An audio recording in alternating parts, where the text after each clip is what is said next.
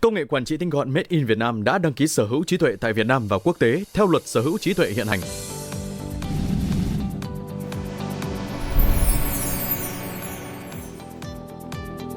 Từ thực tiễn sau 13 năm nghiên cứu và làm việc trong lĩnh vực chuyển giao công nghệ tới nhiều nước phát triển như Nhật Bản, châu Âu và Bắc Mỹ, Phó giáo sư tiến sĩ Nguyễn Đăng Minh luôn trăn trở, đau đáu khát vọng kiến tạo các sản phẩm và dịch vụ mang thương hiệu Made in Việt Nam, Made by Việt Nam về việc người Việt Nam tự hào về công nghệ và sản phẩm nước nhà, phục vụ cho cuộc sống của người Việt vì sự phát triển vững chắc của đất nước và nhân loại. Từ khát vọng đó, Phó giáo sư tiến sĩ Nguyễn Đăng Minh đã kiến tạo thành công công nghệ quản trị tinh gọn Made in Việt Nam,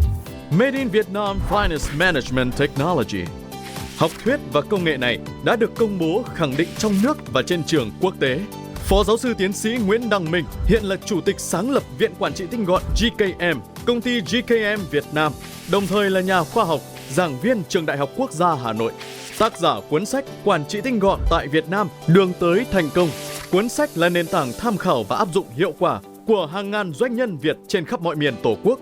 GKM Group với nội hàm Gen kiến tạo Made by Việt Nam mang sứ mệnh không ngừng nâng cao giá trị gia tăng cho các cá nhân, doanh nghiệp, tổ chức, đất nước, nhân loại thông qua các sản phẩm và dịch vụ Made in Việt Nam, Made by Việt Nam tinh hoa, đẳng cấp. Đây là nơi đầu não nghiên cứu, phát triển và chuyển giao công nghệ quản trị tinh gọn Made in Việt Nam và công nghệ giáo dục tinh gọn Made in Việt Nam vào thực tiễn. Hệ gen quản trị tinh gọn Made in Việt Nam bao gồm 9 gen và 9 bậc level. Gen 1, quản trị tâm thế. Gen 2, quản trị tư duy tinh gọn Made in Việt Nam. Gen 3, khoa học giải quyết vấn đề Made in Việt Nam. Gen 4, quản trị chiến lược tinh gọn Made in Việt Nam. Gen 5, quản trị nhân sự tinh gọn Made in Việt Nam. Gen 6, quản trị tài chính tinh gọn Made in Việt Nam. Gen 7, quản trị chất lượng tinh gọn Made in Việt Nam. Gen 8, quản trị đổi mới sáng tạo Made in Việt Nam. Gen 9, quản trị R&D tinh gọn Made in Việt Nam. Hệ gen quản trị tinh gọn Made in Việt Nam đã được triển khai áp dụng hiệu quả cho hàng ngàn doanh nghiệp trong nước và quốc tế với quy mô đa dạng bao gồm từ doanh nghiệp lớn cho đến doanh nghiệp vừa và nhỏ thông qua nhiều phương thức triển khai như đào tạo hệ gen quản trị tinh gọn Made in Việt Nam cho cấp lãnh đạo doanh nghiệp, CEO đến các cấp trung và nhân viên. Tư vấn chuyển giao công nghệ quản trị tinh gọn Made in Việt Nam vào doanh nghiệp. Đầu tư vốn công nghệ quản trị tinh gọn Made in Việt Nam, vốn công nghệ giáo dục tinh gọn Made in Việt Nam và đồng hành dài hạn cùng doanh nghiệp. Qua khảo sát, việc áp dụng hiệu quả công nghệ quản trị tinh gọn Made in Việt Nam tại nhiều doanh nghiệp trong hơn 11 năm qua cho thấy năng suất, hiệu quả trong công việc của các doanh nghiệp đều tăng từ 50 đến 500% sau 1 đến 3 năm áp dụng. Các doanh nghiệp đều phát triển được hệ thống quản trị nguồn nhân lực, quản trị sản xuất, quản trị kinh doanh, quản trị chất lượng, quản trị tài chính hiệu quả, nhân sự gắn kết, có tình yêu, gắn bó với doanh nghiệp, chủ động hơn trong công việc và có khả năng tự giải quyết vấn đề. Tỷ lệ nhân sự nghỉ việc giảm trên 50%. Việc đồng bộ hệ gen quản trị tinh gọn từ cấp CEO tới các cấp thực thi giúp doanh nghiệp vận hành hiệu quả hơn, tinh hoa và gọn gàng hơn, cắt giảm các chi phí lãng phí hữu hình và vô hình. Nhờ đó mà doanh nghiệp có được doanh thu và lợi nhuận vững chắc. Các doanh nghiệp đều thực sự đã rất vững vàng vượt qua được nhiều thách thức trong sự bất định của nền kinh tế thế giới. Sau 2 năm triển khai từ khâu đào tạo cho đến khâu áp dụng thực tế thì câu chuyện tâm thế hiện nay đã là câu chuyện hàng ngày ở công trình Viettel, từ những cái cuộc giao ban hội họp, từ ban tổng giám đốc cho đến những người nhân viên ở tuyến đầu. Tiến sĩ Nguyễn Đăng Minh đã định ra khái niệm tâm thế, giúp Thaco chúng tôi hiểu sâu sắc hơn về bản chất của 5S và làm thật để giải quyết các vấn đề trong sản xuất, kinh doanh, đặc biệt là thay đổi tư duy và phương pháp theo định hướng hội nhập quốc tế của Thaco.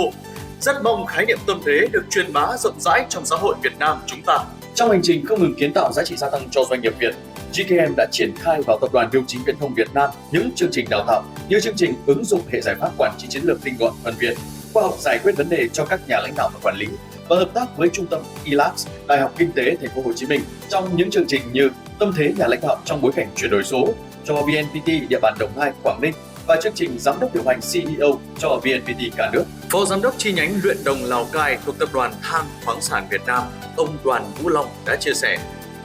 Năm 2017, sau khi giám đốc Hoàng Ngọc Minh của chi nhánh Luyện Đồng Lào Cai tiếp cận công nghệ quản trị tinh gọn Made in Việt Nam của Viện Quản trị tinh gọn GKM, chi nhánh Luyện Đồng Lào Cai đã phối hợp cùng Viện Quản trị tinh gọn GKM đào tạo các cấp lãnh đạo trong chi nhánh. chương trình đào tạo chuyển giao công nghệ quản trị rất thiết thực đối với đơn vị doanh nghiệp sản xuất như chúng tôi. Mặc dù mới áp dụng 3 gen trong 9 gen ở level 1 trên tổng 9 level, nhưng kết quả đạt được rất đáng mừng. Tư duy của cán bộ cấp lãnh đạo đến các cấp thực thi đều thay đổi rõ rệt, cắt giảm được đáng kể những lãng phí để tăng năng suất và doanh thu. Sau 3 năm, năng suất doanh nghiệp tăng 30%, tăng thu nhập cho người lao động từ 18 đến 20%, lương người lao động từ 9 triệu đồng trên một người một tháng lên 12 triệu đồng một người một tháng, cắt giảm được sự chồng chéo trong quá trình điều hành sản xuất, tái cấu trúc các đơn vị từ 7 phân xưởng giảm xuống còn 5 phân xưởng, từ 9 phòng ban gộp lại còn 7 phòng ban. Tất cả con người bảo chúng tôi đều đang tràn ngập năng lượng tích cực và tràn ngập khát vọng để thay đổi. 6 tháng vừa qua là 6 tháng vừa là thử thách, vừa là quyết tâm và đồng thời cũng là niềm tự hào của chúng tôi. Tôi xin gửi lời cảm ơn tới Viện Quản trị Tinh gọn GKM, tới Phó Giáo sư Tiến sĩ Nguyễn Đăng Minh, người đã chuyển giao dự án vô cùng quý giá và phù hợp với phẩm chất của con người đỏ lên. Việc kiến tạo và đồng bộ toàn bộ hệ gen quản trị tư duy tinh gọn của Phó Giáo sư Tiến sĩ Nguyễn Đăng Minh sẽ giúp chúng ta kiến tạo những giá trị gia tăng đích thực cho doanh nghiệp, cho cá nhân mỗi con người Catalan và cho con em tất cả chúng ta. Sau hơn 3 tháng học hiểu áp hiểu học, và đến nay tâm thế đã trở thành câu chuyện thường ngày tại Catalan chúng tôi. Học hiểu áp hiểu chứ mà hiệu quả cái nữa là nhiệm vụ của tôi là thầy có thể chuyển giao công nghệ như là chuyển hóa cái công nghệ này thành tài sản vô hình, cho nên nó là công nghệ quản trị. Cho nên cái công nghệ quản trị là công nghệ quản trị tinh gọn. Tôi sẽ triển khai làm rất là nhiều các hoạt động và nó rất là được chuẩn bị tâm thế để các hoạt động ở bên trên nó tăng cái hiệu quả, nó giảm dần đó chúng ta bắt đầu dư được cái nguồn năng lượng tập trung vào những chuyện tạo ra nhiều hơn, các chị có thể chăm sóc gia đình nhiều hơn. Khi mà gặp thầy cái tâm thế này thì mình rút oan là đã nâng con người chúng ta cái tâm thế đó, thì cái nguyên nhân cái gốc là vấn đề. Thì tại sao tôi thấy rằng đấy là cái mà tôi nhìn thấy là tôi cho rằng cái đúng. Chúng ta tâm thế đúng, tâm thế tăng lên thì chi phí vô hình sẽ giảm, và chúng ta sẽ tiệm cận đến cái mong muốn. Ông Vũ Văn Thắng chia sẻ, thông qua quản trị tinh gọn Made in Việt Nam, các nhà quản trị cũng hiểu được cách thức triển khai triệt để tại doanh nghiệp, xóa bỏ tư duy áp dụng hình thức theo phong trào như trước đây. Sau 2 tuần triển khai áp dụng với những thay đổi trong nội hàm quản trị, kết quả áp dụng trong thực tiễn sản xuất của công ty chúng tôi đã có những thay đổi rõ rệt. Song song với rất nhiều hoạt động và chương trình đào tạo tư vấn dành cho doanh nghiệp trong và ngoài nước, Phó Giáo sư Tiến sĩ Nguyễn Đăng Minh, Viện Quản trị Tinh gọn GKM, công ty GKM Việt Nam cũng luôn thường xuyên đẩy mạnh xúc tiến hợp tác với quốc tế cùng nhiều hiệp hội và khu vực hành chính công, cũng như thường xuyên chia sẻ những giá trị thực tiễn hữu ích tới nhiều kênh truyền thông uy tín trong nước. Không dừng lại ở đó, GKM đang truyền thổi hệ gen công nghệ quản trị tinh gọn Made in Việt Nam và công nghệ giáo dục tinh gọn Made in Việt Nam vào các gia đình Việt rất hiệu quả thông qua những dự án áp dụng quản trị và giáo dục tinh gọn tại nhà trường, gia đình của các doanh nhân và của người lao động trong doanh nghiệp. GKM Education đã và đang khẳng định tính hiệu quả của hệ gen này.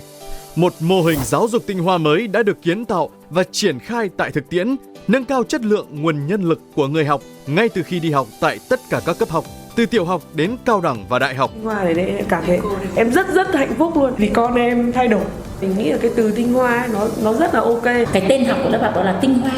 tức là trở thành lời tinh hoa. Con biết có cái lòng trân trọng, biết ơn và biết quan tâm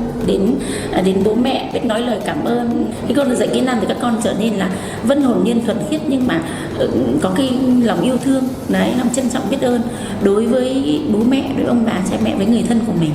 Thì đấy là những cái giá trị rất tuyệt vời và đấy là những cái giá trị căn cơ căn bản của con người. Về cái dốc tinh hoa này thì tôi nghĩ rằng là thực sự là tôi nghĩ rằng là không phải đáp ứng cho Tân Phát mà cho tất cả các doanh nghiệp ở ngoài xã hội bây giờ đang cần, cả xã hội đang cần. Thì tôi nghĩ rằng là những cái cơ hội như này là một cơ hội rất tốt để thì con cái người ta hiểu cái công ty của bố mẹ, công việc bố mẹ làm hàng ngày nó ý nghĩa như thế nào,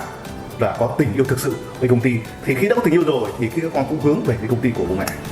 Đối với các chủ doanh nghiệp tôi nghĩ là rất quan trọng. GKM Group vẫn luôn không ngừng mang đến những giá trị gia tăng trong doanh nghiệp, xã hội, nhà trường và các hệ thống giáo dục. Với phương châm kiến tạo con người tốt, hệ thống quản trị tinh gọn Made in Việt Nam tốt, trước khi kiến tạo sản phẩm và dịch vụ tốt, MBV thuộc GKM Group có sứ mệnh cùng với doanh nhân Việt từng bước khép chuỗi các sản phẩm chủ lực Made in Việt Nam, Made by Việt Nam và từng bước thay thế hàng nhập khẩu và xuất khẩu. Để thực hiện được khát vọng này, MBV Network mong muốn đồng hành cùng các doanh nhân xây dựng hệ thống phát triển sản phẩm và dịch vụ tinh hoa đẳng cấp trên nền tảng công nghệ quản trị tinh gọn và giáo dục tinh gọn Made in Việt Nam.